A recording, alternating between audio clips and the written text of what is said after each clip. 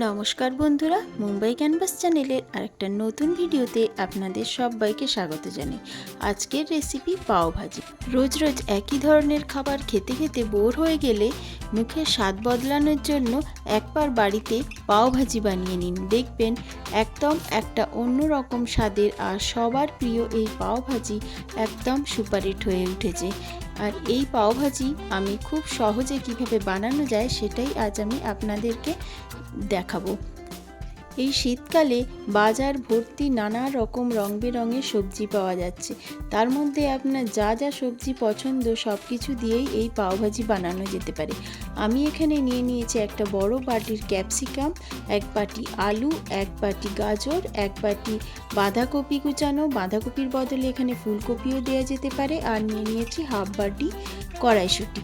এছাড়াও বিটও দেওয়া যেতে পারে, আরও বিনস দেওয়া যেতে পারে, বিভিন্ন রকম সবজি আপনারা এখানে অ্যাড করতে পারেন। এই সমস্ত সবজি ছাড়াও আরও আমার লাগবে বেশ অনেকটা পরিমাণে পেঁয়াজ কুচি আর রসুন আর আদা। এখানে রসুনের পরিমাণ বেশি আর আদার পরিমাণ কম। আর নিয়ে নিয়েছি আমি এখানে দুটো কাঁচা লঙ্কা নিয়েছি, আর নিয়েছি প্রায় দুটো বড় বড় সাইজের টমেটো, আর লাগবে পাওভাজি মশলা। এখন আমি কেটে রাখা সবজিগুলো একের পর এক কুকারে দিয়ে সেদ্ধ করে নেব। একদম খুব ভালোভাবে সেদ্ধ হবে, সেই জন্য আমি এখানে এগুলো সবগুলো দিয়ে অল্প জল ইউজ করব, কারণ সবজি থেকেও অনেকটা জল ছাড়বে, তাই বেশি জল দেওয়া যাবে না। সবজিগুলো দিয়ে আমি এখানে 2 চামচ মতো নুন দিয়ে দিচ্ছি। এবার আমি খানিকটা জল মেশাচ্ছি আর কুকার বন্ধ করে 3টে থেকে 4টে আমি এখানে সিটি লাগিয়ে নেব। ওদিকে সবজিগুলো সেদ্ধ হতে থাক, ততক্ষণ আমি এখানে মশলাটা কষিয়ে নিই। ফ্রাইং প্যানে অনেকটা বেশি পরিমাণে তেল দিয়ে আমি এখানে কেটে রাখা পেঁয়াজগুলোকে ভালোভাবে লাল করে ভেজে নেব। পেঁয়াজগুলো ভালোভাবে ভেজে নেওয়ার পর আমি এখানে 2 টেবিল স্পুন মতো আদা রসুনের পেস্ট এখানে আমি দিয়ে দিচ্ছি। সব কিছু ভালোভাবে মিশিয়ে ভালো করে কষে নিতে হবে। অল্প একটু ভাজা হয়ে গেলে আমি এর মধ্যে কুচিয়ে রাখা টমেটোটা যোগ করে দিলাম। এখন আমি এখানে নুনটা যোগ করে দিচ্ছি, কারণ এই নুনটা টমেটোটা তাড়াতাড়ি গলে যেতেও সাহায্য করবে।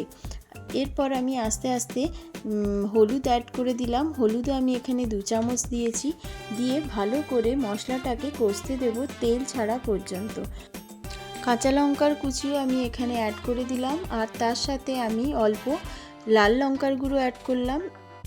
তার সাথে আমি এখানে একটা পুরো পাউচ পাওভাজি মশলা অ্যাড করে দিলাম।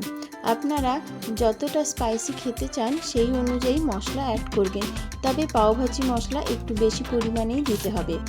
আর এর সাথে আমি এখানে কিছুটা কাসুরি মেথি অ্যাড করলাম। এই কাসুরি মেথি পাওভাজির স্বাদ আর গন্ধকে দ্বিগুণ করে দেবে।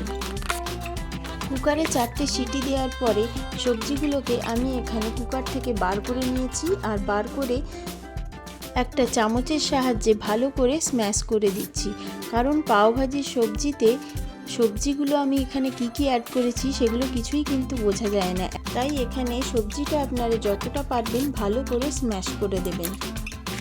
ফ্রাইং প্যানে মশলাটা যখন খুব ভালোভাবে কষা হয়ে গেছে, যখন তেল ছাড়তে শুরু করেছে, সেই সময় এই সেদ্ধ সবজিটা অ্যাড করতে হবে।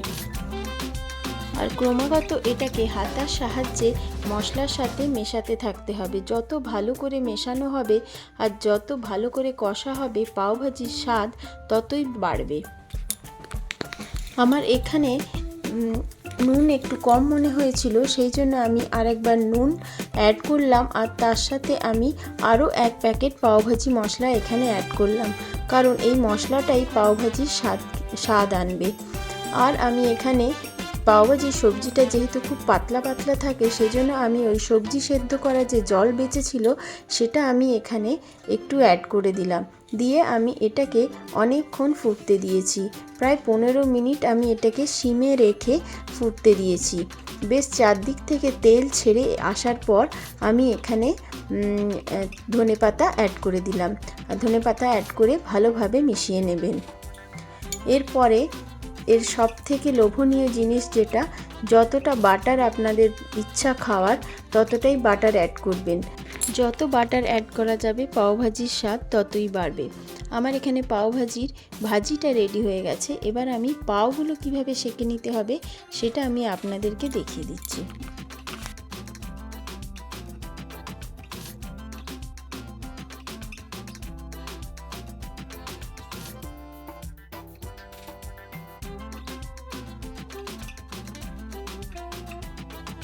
মুম্বাইতে যে পাও পাওয়া যায় সেটাকে বলা হয় লাদি পাও।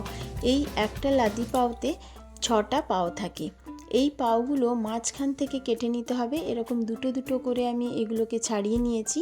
আর মাঝখান থেকে এইভাবে ছুরি দিয়ে চিড়ে নিতে হবে। ছুরি দিয়ে চিড়ে নেবার পর তাওয়াতে বেশ কিছুটা বাটার গরম করতে হবে। আর বাটার গরম করার পরে এখানে আবার পাওভাজি মশলা দিতে হবে। আর তার সাথে ধনেপাতা কুচি এখানে দিয়ে দিলাম। দিয়ে এই জিনিসটাকে অল্প একটু নেড়ে চেড়ে পাওগুলোকে ভালোভাবে বাটারে 2 পিঠ ভালো করে সেঁকে নিতে হবে।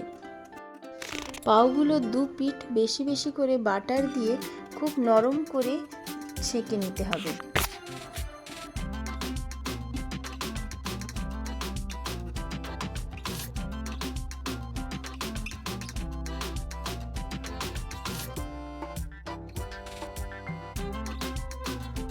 পাওগুলো 2 পিঠ বাটার দিয়ে সেঁকা হয়ে গেছে আর পাওভাজি একদম খাবার জন্য রেডি হয়ে গেছে।